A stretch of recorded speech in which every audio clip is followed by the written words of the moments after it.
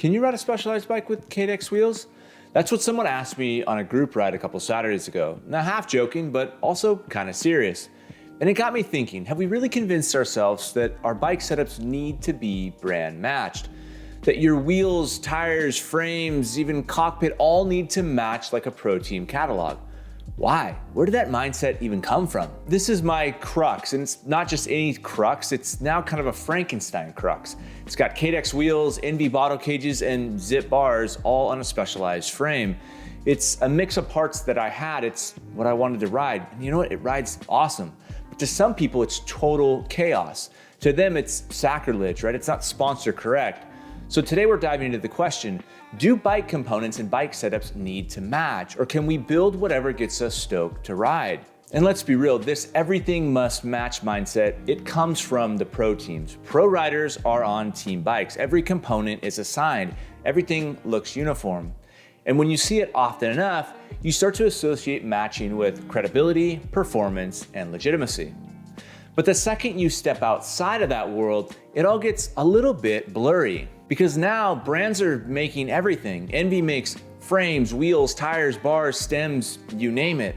The Specialized teams use Revol wheels. Giant teams, well, they use Cadex. The Trek teams have Bontrager, and Cervelo back teams don Reserve wheels. So when you mix and match, you're not just clashing logos, you're clashing product families.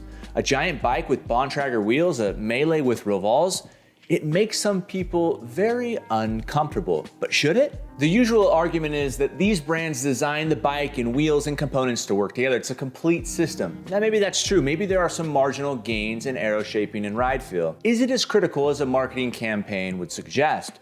Gravel races, group rides, solo workouts, long climbs.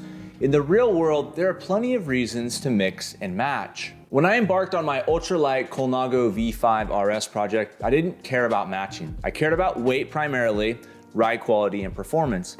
I had a Colnago frame, and if I wanted to be team or sponsor correct, maybe I should have gone with NV wheels, an NV one-piece cockpit, and Continental GP5000 STR TT tires, but I didn't. I opted for Cadex wheels because they were 1,249 grams at 40 millimeters deep, and I paired them with 29 millimeter NV race day tires that came in at 210 grams each. Nothing else I actually wanted to ride came even close in weight, so I mixed and matched brands to save around 200 to 300 grams on the full build.